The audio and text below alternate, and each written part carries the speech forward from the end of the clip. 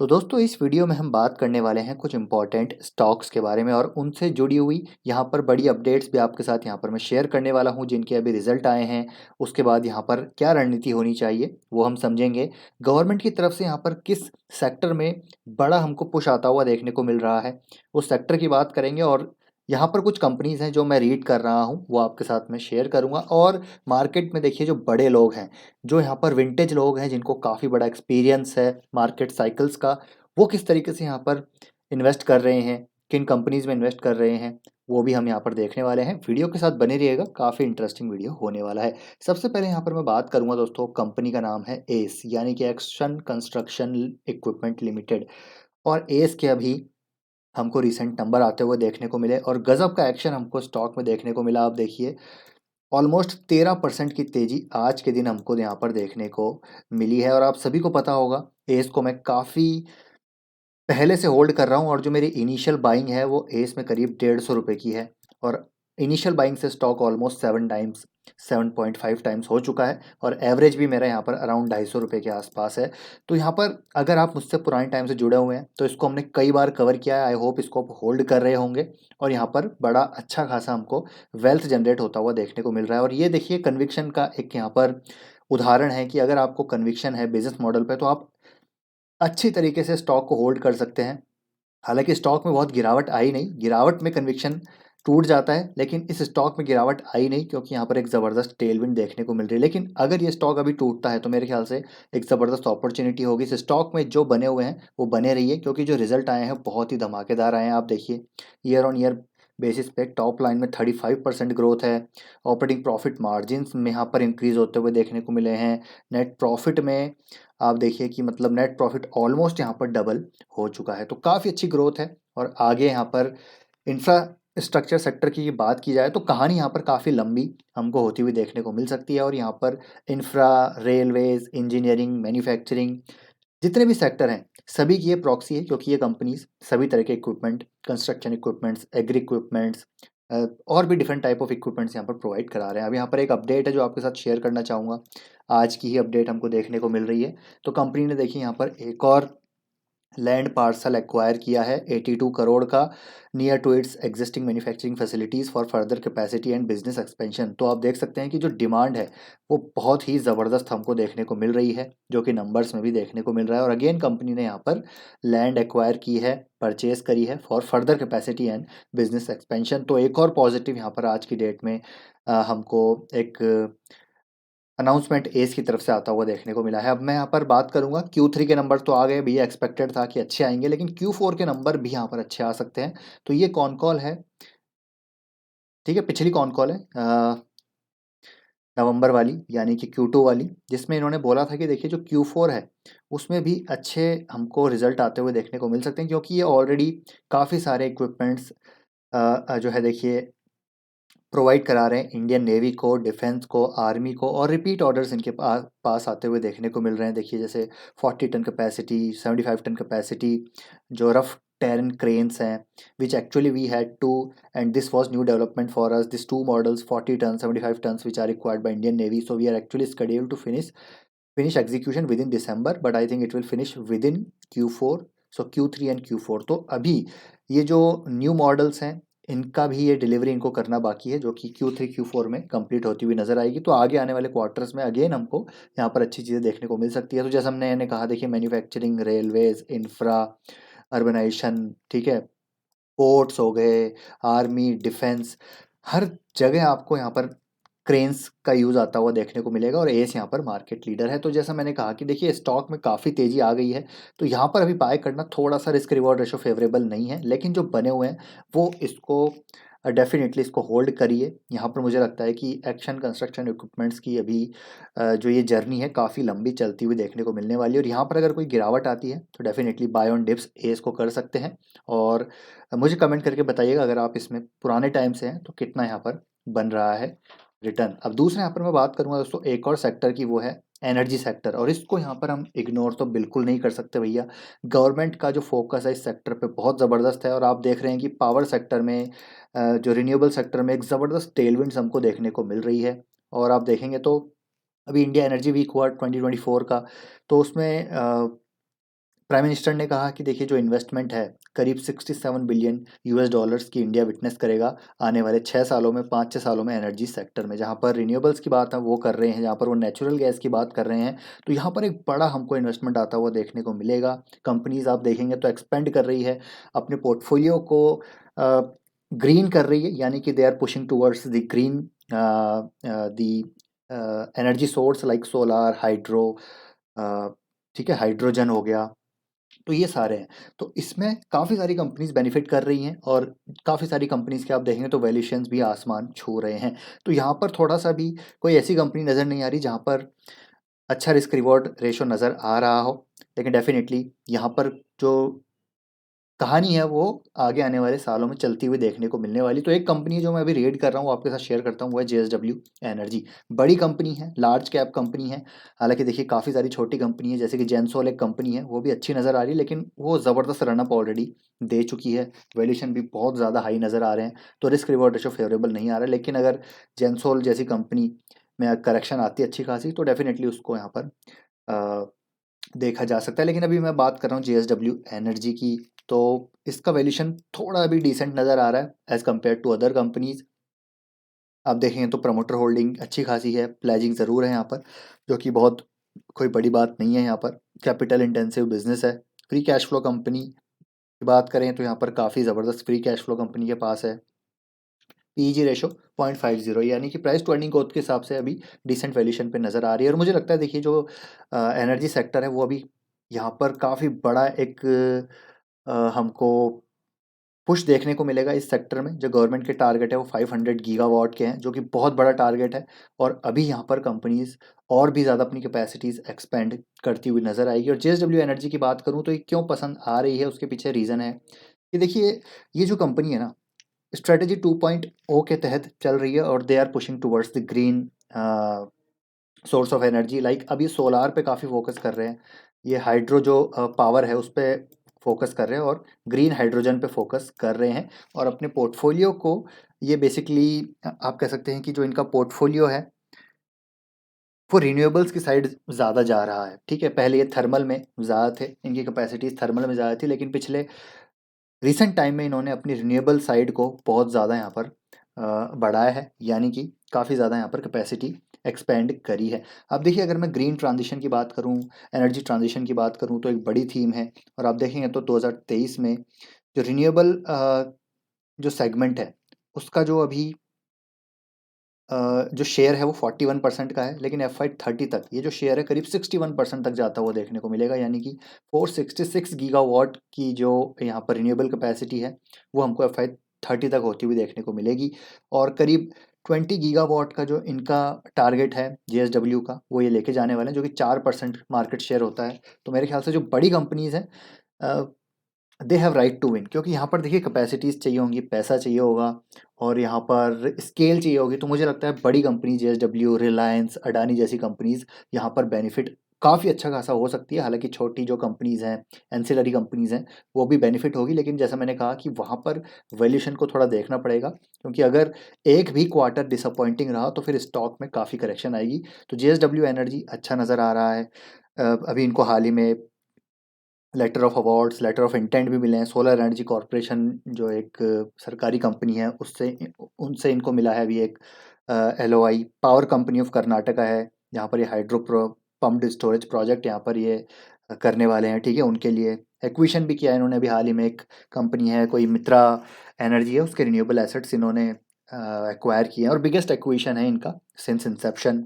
और जैसे मैंने कहा कि अपने कैपेसिटी को ये 20 गीगावाट तक लेके जाएंगे। तो देखिए 1 gigawatt per annum PV module solar manufacturing यहाँ पर ये करने वाला है 2025 तक। 20 गीगावाट जनरेशन कैपेसिटी, ठीक है, जैसा कि अभी हमने ऊपर देखा ऑलरेडी। एनर्जी स्टोरेज में भी ये एक्सपोजर लेंगे 40 गीगावाट आवर पर 5 गीगावाट। तो जो एनर्जी स्टोरेज है, जो बैटरी स्टोरेज है, वो भी एक बड़ा यहाँ पर थीम रहने वाला है, क्योंकि जो पावर जनरेट होगी उसको स्टोर करने के लिए कुछ तो चाहिए होगा। तो यहाँ पर भी 2030 तक ये अच्छा खासा काम करने वाले हैं। देखिए ग्रीन हाइड्रोजन प्रोडक्शन कैपेसिटी यहाँ पर ये लगाने वाले हैं, जो कि ऑपरेशनल होगी 2025 में। तो ग्रीन हाइड्रोजन हो गया, सोलार हो गया, बैटरी एनर्जी स्टोरेज यहाँ पर हो गया। तो जितने भी सेगमेंट हैं जो यहाँ पर टेलविंड्स हमको देखने को मिलेगी, सब में जेएसडब्ल्यू एनर्जी यहाँ पर अपना एक्सपोजर ले रही है। तो अगेन जैसा मैंने कहा कि इसको और रीड करना है, अभी अभी यहाँ पर मैंने इनिशियल पोजीशन ली है, तो आप रीड कीजिए। यहाँ पर अपने कन्विक्शन आपको डेवलप करना, उसके बाद आप यहाँ पर डेफिनेटली पोजीशन ले सकते हैं। मैंने बहुत ही अभी एक इनिशियल ट्रैकिंग पोजीशन यहाँ पर ली है। यहाँ पर मैं देख रहा हूँ कि किस तरीके से यहाँ पर कंपनी एग्जीक्यूट करती है, जो कैपेसिटीज़ हैं आने वाली है इनकी। आई थिंक CY 24 में, इस कैलेंडर ईयर में और कैपेसिटीज़ इनकी आती हुई देखने को मिलेगी। तो मुझे लग रहा है इनके आगे आने वाले रिजल्ट अच्छे रह सकते हैं। और कुछ कैपेसिटीज़ इनकी ऑलरेडी आ चुकी है और कुछ कैपेसिटीज़ अभी 1 साल में आती हुई देखने को मिलेगी। तो यहाँ पर काफ़ी सारी चीज़ें हैं जो होती हुई नज़र आएंगी। तो जैसा मैंने कहा कि आपको खुद रीड करना है क्या यहाँ पर चल रहा है कंपनी में, यहाँ पर किस तरह के प्रोजेक्ट ये कंपनी ले रही है, क्या इनके पास ऑर्डर बुक है, ये आपको अभी खुद पढ़ना होगा। उसके बाद आप यहाँ पर डिसीजन ले सकते हैं। बाकी टेक्निकली भी आप देखेंगे तो टेक्निकली भी यहाँ पर अच्छा नज़र आ रहा है। स्टॉक बहुत ज़्यादा रनअप नहीं हुआ है। 2021 के बाद से 400 का स्टॉक अभी 500 हुआ है, तो बहुत ज़्यादा रनअप जेएसडब्ल्यू एनर्जी में नहीं हुआ है।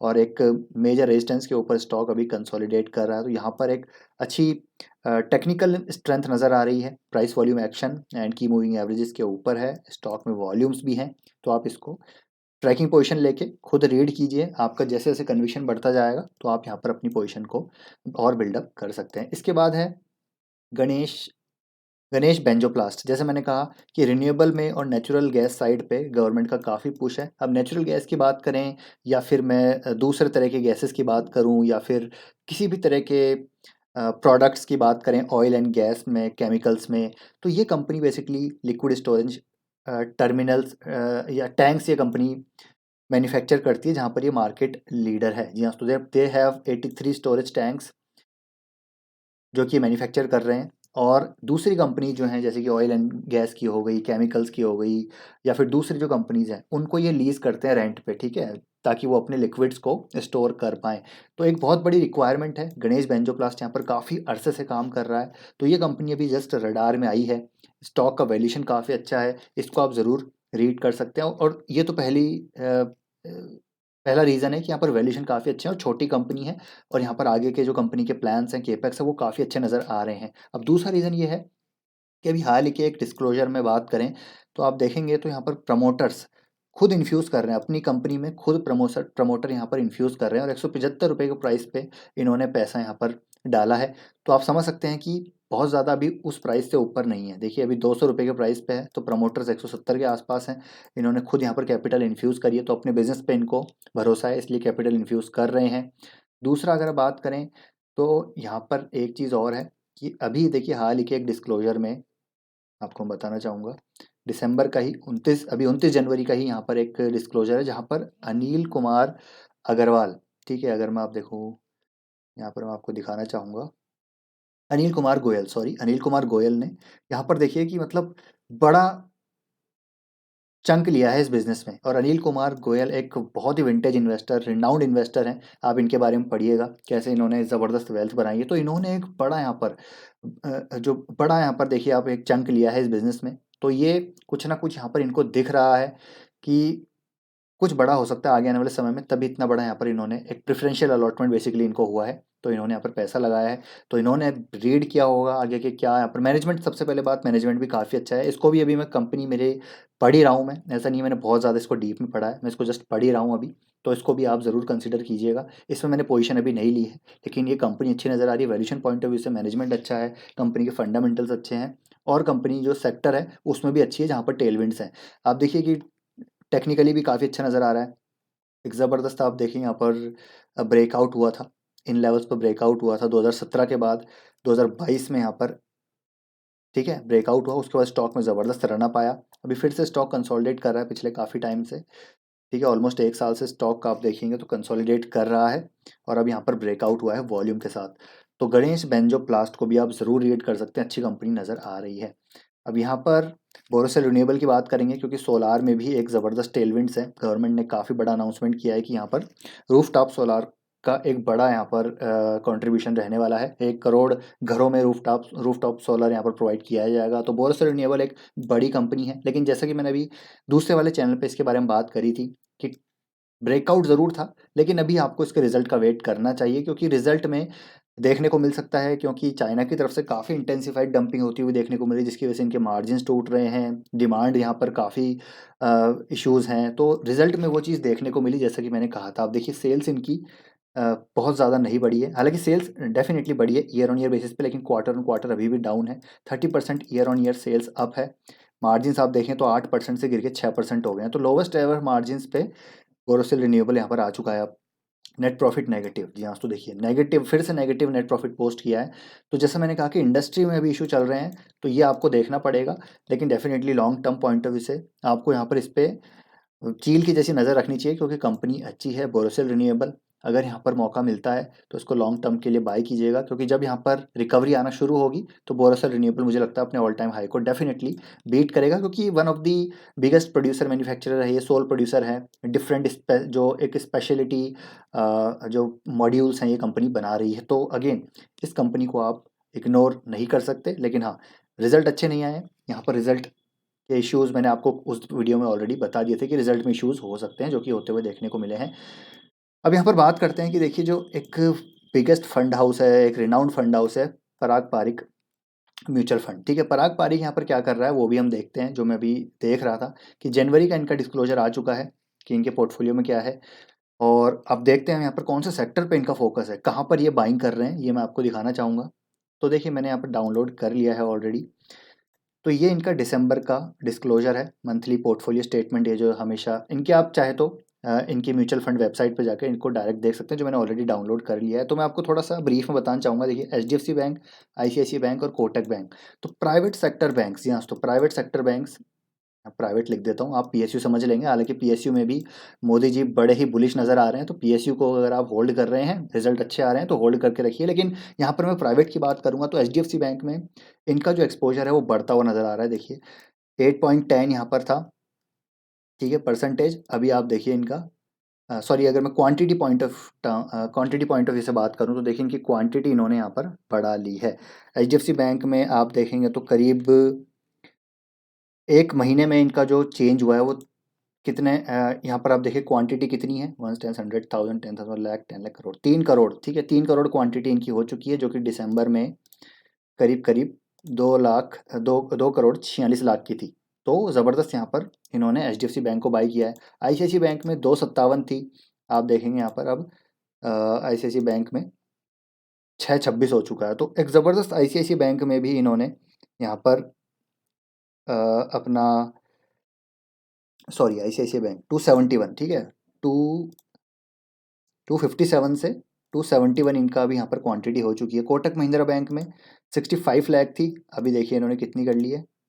कोटक महिंद्रा बैंक में, सॉरी, दिसंबर में कोटक महिंद्रा बैंक में 30 लाख थी, अभी कर लिया भैया इन्होंने 65 लाख। तो कोटक महिंद्रा बैंक में तो डबल कर लिया इन्होंने अपनी क्वांटिटी। तो आप समझ सकते हैं कि ये प्राइवेट बैंक्स पे पराग पारिक जो म्यूचुअल फंड है वो काफ़ी बुलिश नज़र आ रहा है। और जब पराग पारिक एक बहुत ही रिनाउंड नेम है, हम सभी को पता है, आप जानते नहीं होंगे तो आप पढ़िएगा ज़रूर कि Parag Parikh at least flexi cap fund ने कितनी ज़बरदस्त वेल्थ बना के दी है कंसिस्टेंट बेसिस पे अपने निवेशकों को।